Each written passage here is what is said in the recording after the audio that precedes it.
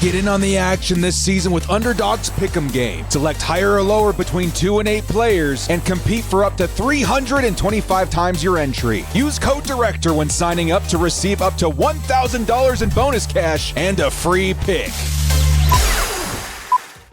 Yo to Bolt fam, it's the director out the other end, man. I still woke up pissed off today. Since the Monday night game, dude, this is my villain arc, right? We got the black jersey on. Happy Halloween, everybody. Hey, to make matters worse this morning, though, talk about not being in a great mood and then being in a worse mood. DeAndre Hopkins making his way to Kansas City. Oh, do you guys hear about this? Oh, man. This one breaks my heart wide open, dude. I mean, yeah, DeAndre Hopkins, of course. All of us would have loved to see him in powder blue. Of course, I would have been screaming, excited to see him in Los Angeles. But as just a DeAndre Hopkins fan, a Noob Hopkins fan, a D-Hop fan, it sucks to see this man go to Kansas City, dude. One of the best receivers in the league for a long time. Sure, he's not the same guy he once was, but, man, I think he's going to be pretty good with Patrick Mahomes. Don't like that. But this doesn't mean that this is the end for the Chargers, right? DeAndre Hopkins was one of several different options for the Chargers to chase if they want to make this roster better. And right now, guys, I got to tell you, this team needs help. We need help desperately. You are in denial if you think the Chargers should not be players and buyers in the trade market before the deadline on the 5th. And I got a bunch of players I think would fit the Chargers beautifully. Some players that have emerged and been connected to the Chargers, whether it be by rumor or otherwise. There's a lot going on. There's a lot happening already. Trades are going down. The timer's running down right to the 5th. I think Joe Ortiz, who has shown aggressiveness in the past with the Ravens, could be in play for a midseason trade. And I really do think they would be very wise to do so right now. So we're going to talk all about that. Before we do, shout out to the sponsor, Underdog. Use code DIRECTOR to receive up to $1,000 in bonus cash. Definitely keeping the season fun and exciting, despite what the Chargers are doing. Just the extra cherry on top. Newcomers definitely take advantage of the Matt Stafford Thursday night special free pick. A great way to support my platform and have some fun along the way. Before we do kick off, hit us up with a like and sub if you do enjoy this Chargers content. The small amount of time you guys take to the like, sub, and bell notification helps me out a lot. Let's get into it, baby. Lights, camera, action. Who's got it better than us? Into the end zone, Charger fans are witnesses to history!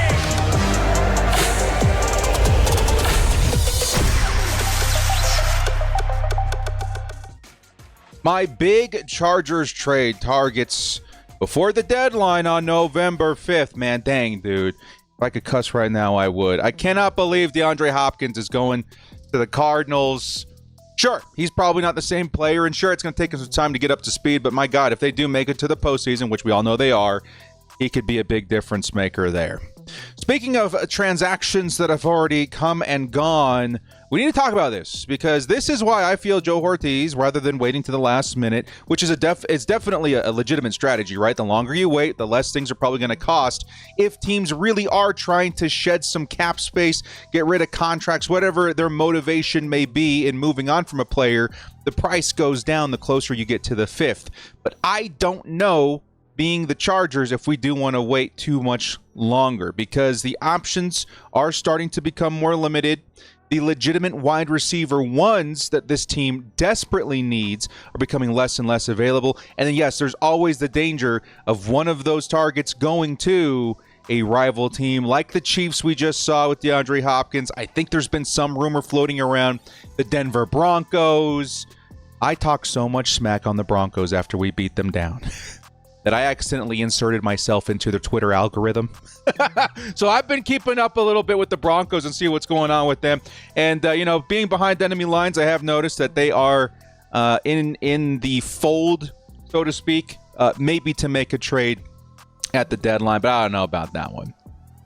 So, Amari Cooper, probably my favorite fit for the Chargers, is already gone, as you guys know. And the reason I'm bringing this up is because I want you guys to know the return these teams are getting, the price that it's going to cost for some of these guys. I loved Amari Cooper in the fit here.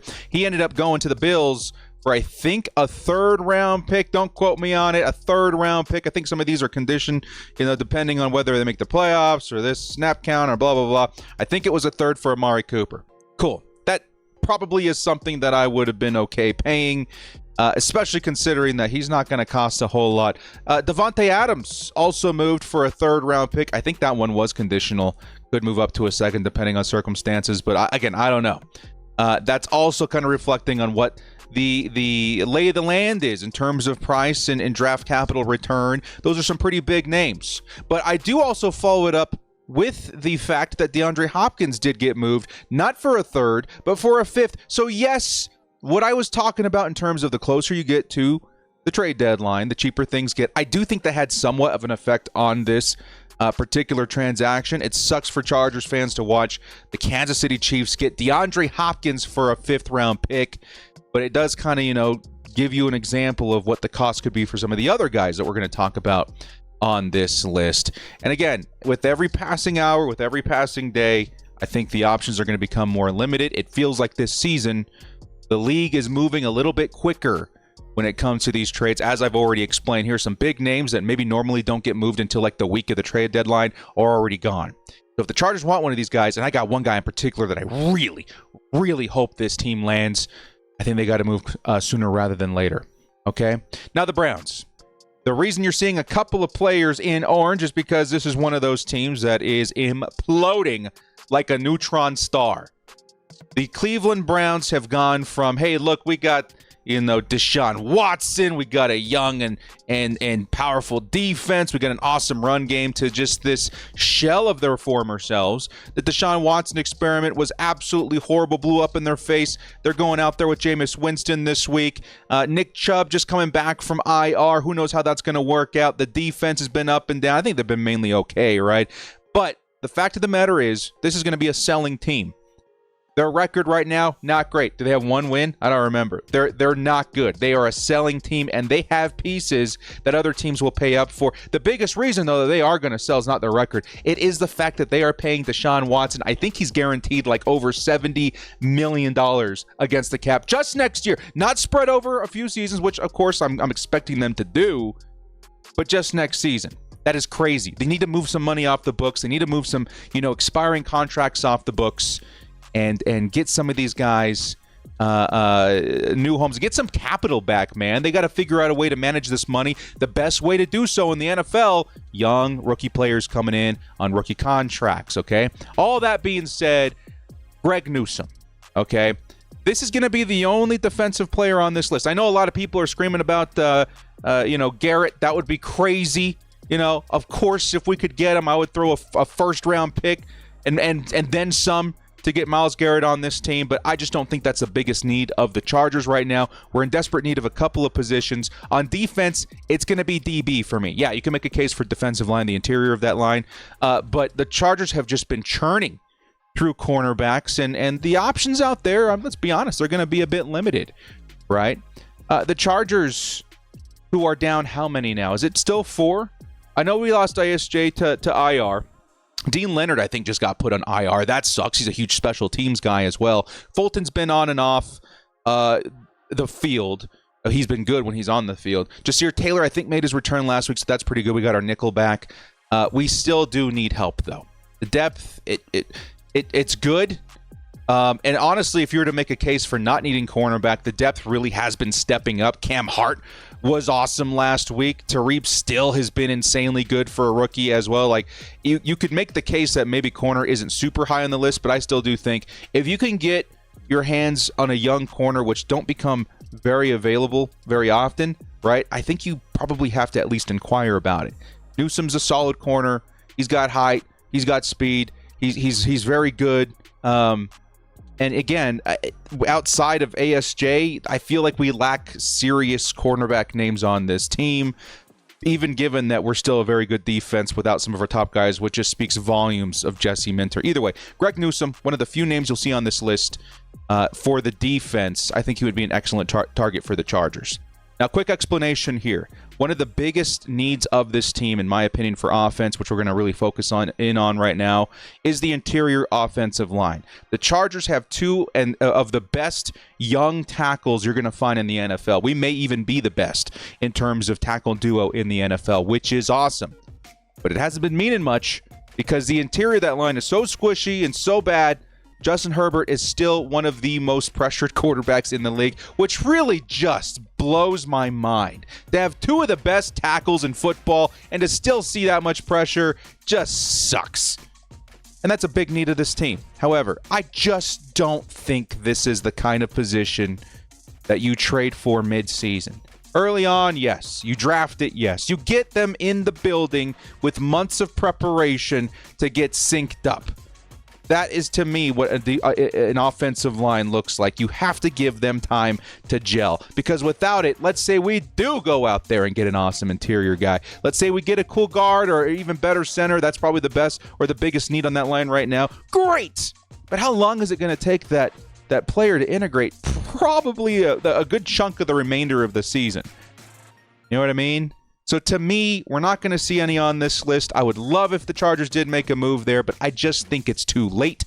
You got to figure it out, and the best way to figure it out to make up for sometimes bad offensive line play in terms of blocking is just getting yourself a good and solid receiving core, of which the Chargers are on the cusp of, okay? They got two young wide receivers in Ladd and QJ that are great separators, excellent route runner in Ladd, good speed on both of them. They just don't see a lot of space. Again, the biggest argument I've been making for this is literally the game that we just got out of, the Arizona Cardinals. Those guys, they had no reason not just to sit low.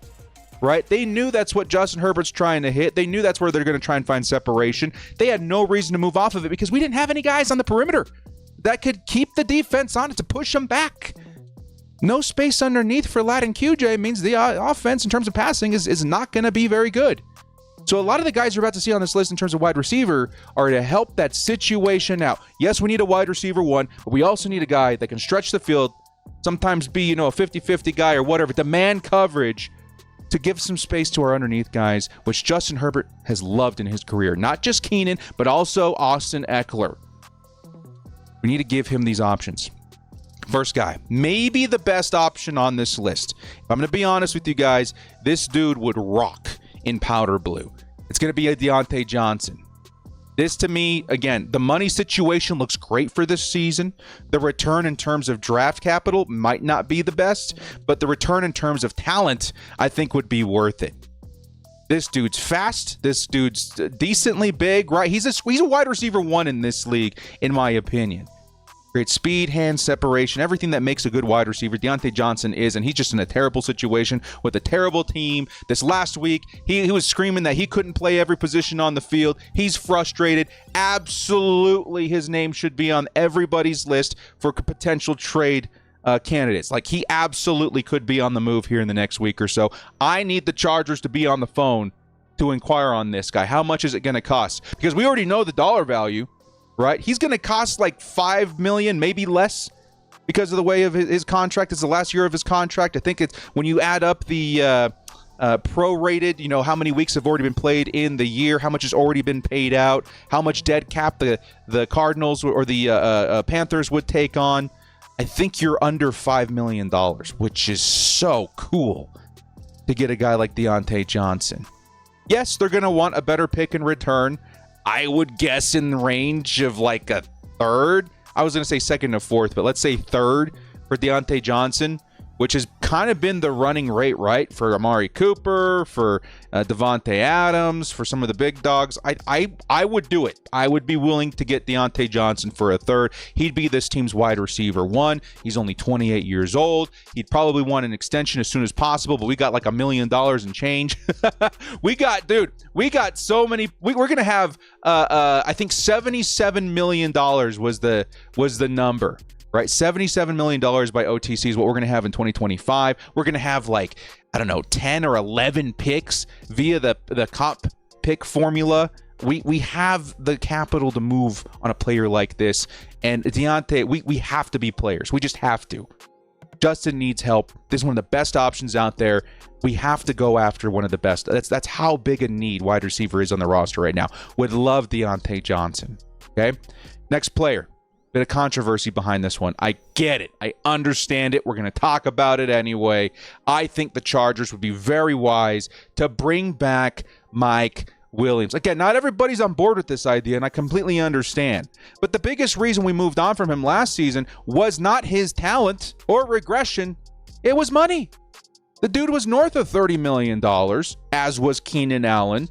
The Chargers said, hey, that's too sweet for us. We're rebuilding a little bit or retooling a little bit. We have a new style and offense coming in. We need the capital to build around, Justin Herbert in this new scheme.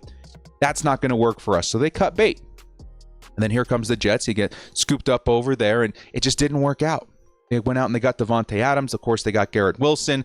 That pushes Mike Williams lower on the totem pole to the point where he is and has been talked about as a trade candidate, and he has been linked to the Chargers, whether it be officially or unofficially, by several different, talking heads, news articles, stuff like that. This would be a good move. And I know there's going to be people reluctant on it, but let me just explain for a second here, okay?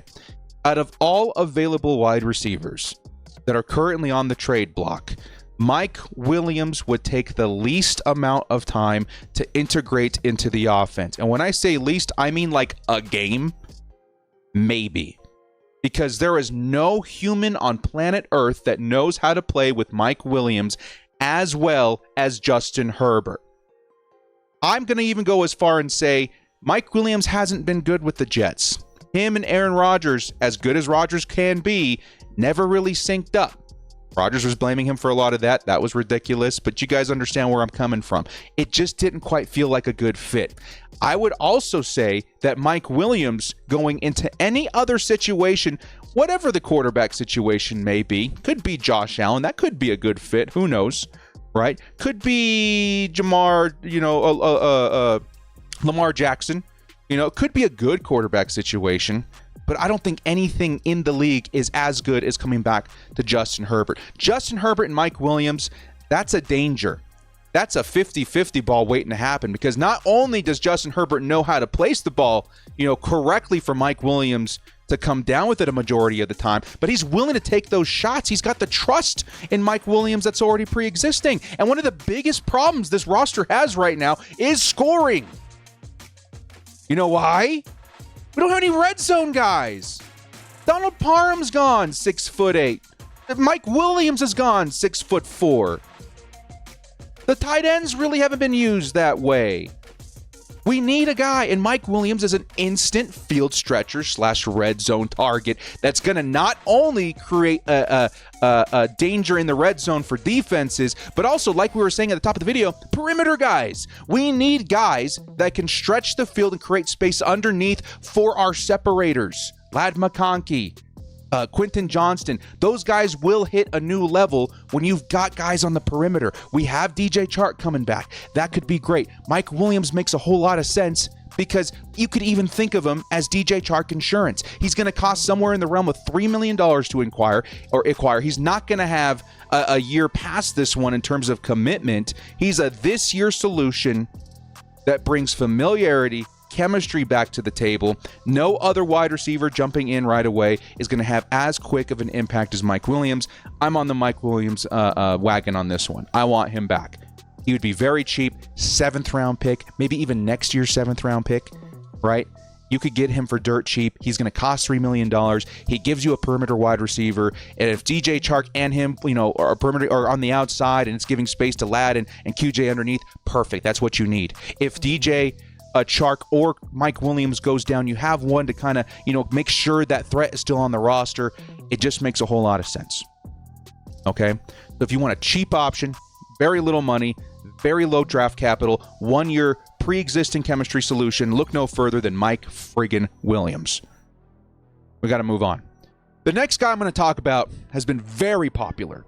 Very popular. I would say especially because prior to the DeAndre Hopkins transaction with the Kansas City Chiefs, the Chiefs were the number one team linked to Cooper Kupp, which scared the pants off of a lot of us, right? That, me included. I was like, hey, I'm in just to block the Chiefs. I don't want to see Cooper Kupp on that roster. Now, to get this out of the way right away, Cooper Kupp is healthy. He's practicing today. He's expected to play this week. Maybe he could. If there's a complication or if there's a decision to sit him because of the trade deadline, I would also understand that. But it's not because of his health. Wherever he goes, he's going to play. But I do have concerns. As good as Cooper Kupp is, and as much as I think he would make a huge impact for this team right now, I don't know if this is my favorite option for this season.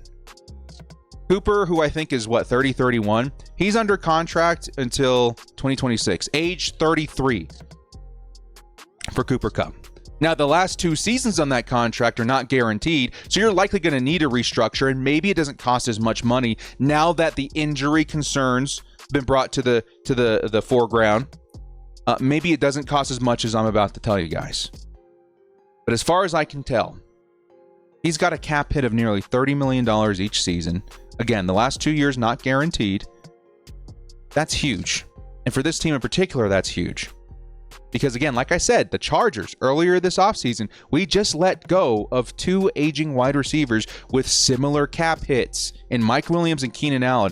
Is Joe Ortiz going to turn around and get a different aging wide receiver with a similar cap hit? I don't know. Now, the biggest X factor here is that the Rams have stated that they're willing to take on a big part of that cap hit, which does help me out a little bit here. But on the flip side, they said if they do that, they're going to want a second-round pick in return. I just don't know, man. Damned if you do, damned if you don't, kind of for me. Like, you can either have the money or you can have the draft capital. Can't have both. Not in the Cooper Kupp scenario. And he's a bit older, too. I 100% think he joins this team if he does. He's going to be a big impact. He's one of the best possible wide receivers that you could, mentor Ladd McConkey and Quentin Johnston. Not just because he's white, because they got a lot of similarities in their game that we talked about at the beginning of the offseason. And it would be a great fit. I just don't know if the money makes sense. And then after that, even if he does renegotiate his contract, he would have to be willing to take a pay cut due to injury concern. It just doesn't feel quite as likely to me. Okay? Take that for a wheel. I'm not going to say it's impossible, but I don't see that one happening.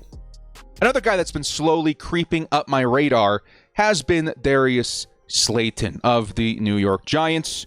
This dude, like I would say Mike Williams, maybe a little bit of another option here, has been pushed down the depth chart a little bit with the acquisition of other wide receivers, including Jalen Hyatt. Maybe not so much Hyatt, but certainly Malik Neighbors. Now, Slayton to me is a borderline, I would say, mid to high wide receiver 2 in this league, right? He could be a 1 in the right situation, I suppose. But this is really what you want if you're trying to stretch the field with speed. Maybe less physicality like a Mike Williams and more with just raw speed. Because this dude is really quick. He's really fast. And he's got a really good deep game. He does. And he's honestly pretty well-rounded for a wide receiver. And I just don't think we know much about Darius Slayton right now because his potential's only been scratched lightly by Daniel Jones. Daniel Jones is not a good quarterback.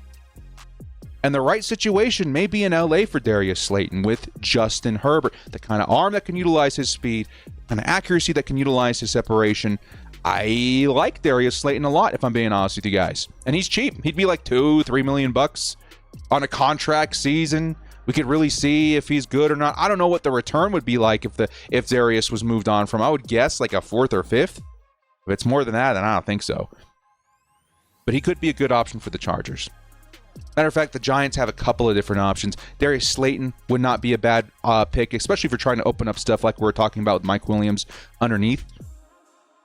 But they also have Jalen Hyatt, like I did mention.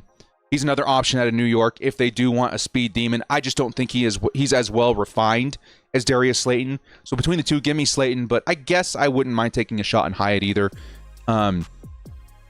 Especially if the return in terms of draft capital is much cheaper. Okay? Here comes a big name. A big name. I've heard this name for weeks, for months, and it's one that we're finally going to talk about as a legitimate option to the Chargers. Give me T. Higgins in powder blue. This is your option if you want to solve the wide receiver position right now instead of April. This is your long-term solution. This isn't, hey, we need a guy right now. We need to help the season. Justin Herbert needs a buddy at what? No, this is the plan. This is your dude. This is your wide receiver one for the foreseeable future. T. Higgins. It's going to cost you. It will. But my, oh my, can you imagine his potential on the Bolts? Whew, this is a wide receiver one in the league. Okay? It is. Some people would dispute that because he's playing second fiddle to Jamar Chase. But when he's featured, he's been awesome. His frame, what is he, 6'4"? His size, his overall talent, these all scream elite to me. You put him at wide receiver one, Justin Herbert, magical things are going to happen.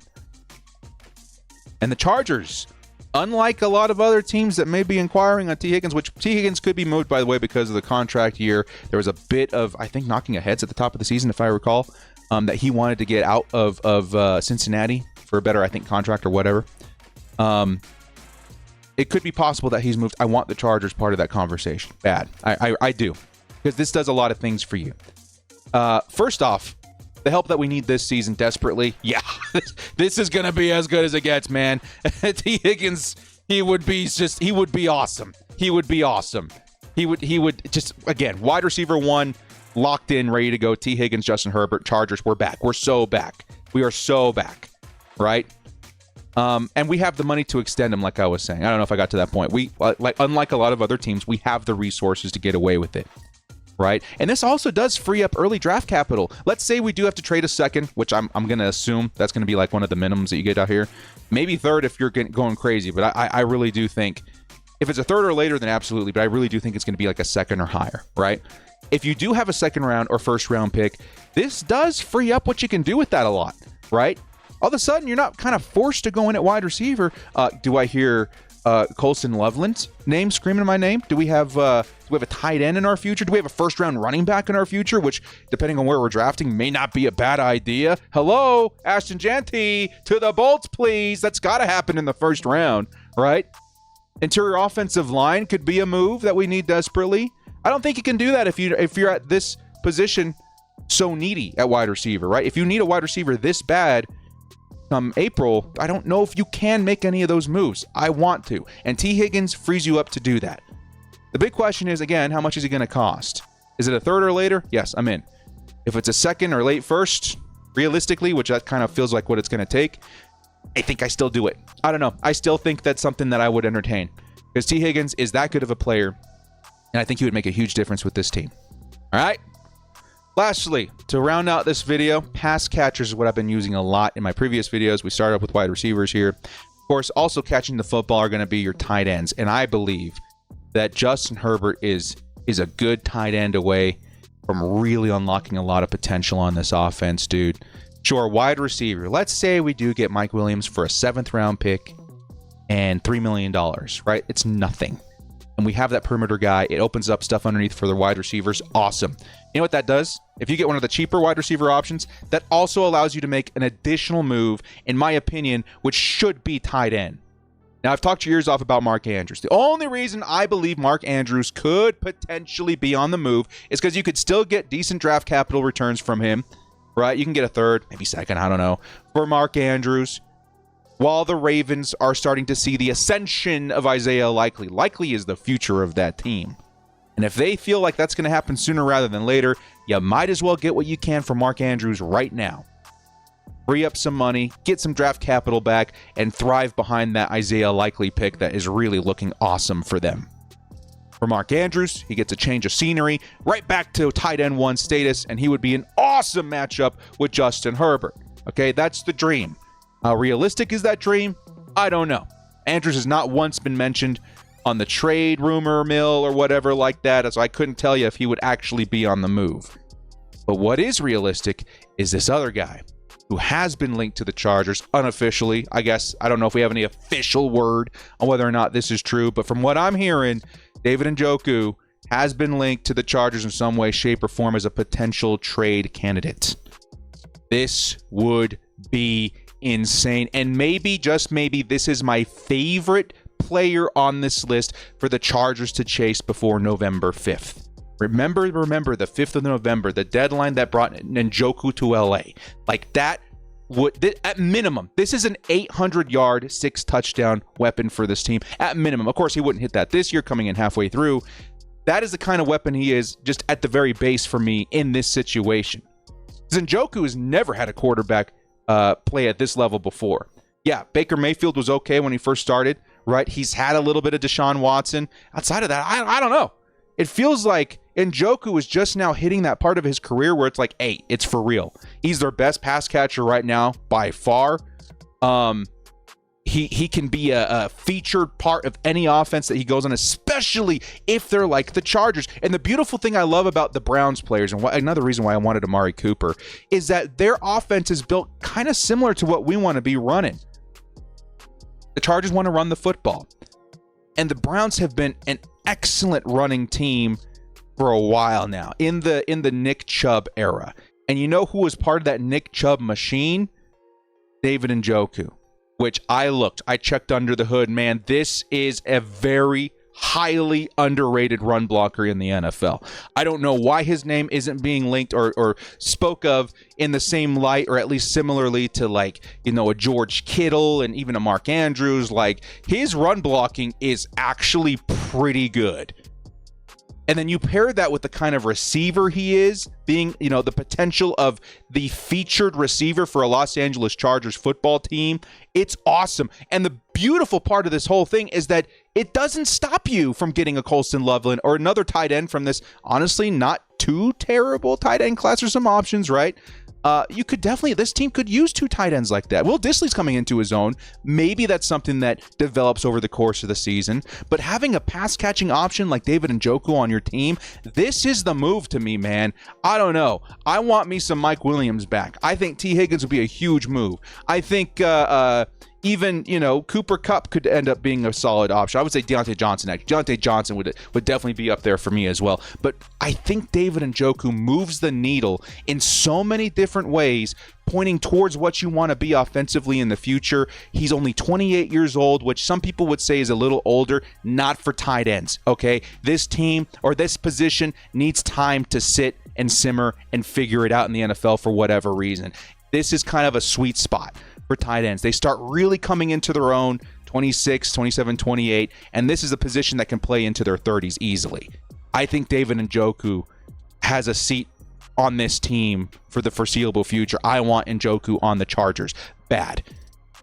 A great run-blocking tight end that can be a featured receiving weapon for this squad. Sign me the hell up. All right? Hugely valuable target. Probably my favorite of the video. I'm rallying for David Njoku to join the Bolts. Please and thank you. All right? Now to wrap it up, do I think any of these moves happen? I do think something happens. I can't tell you what it is. We are in the very first year of Jim Harbaugh and Joe Ortiz. I can't with any certainty tell you that he's going to, you know, pull the trigger on this player or that player. I just do have a feeling that something's going to happen, though. The Chargers are close in a lot of different areas, and it's very, very obvious that they need help, particularly a pass catcher. I would be shocked if the Chargers don't do something. Now, that could happen. Let's say they do think DJ Chark is the savior and he's coming back soon.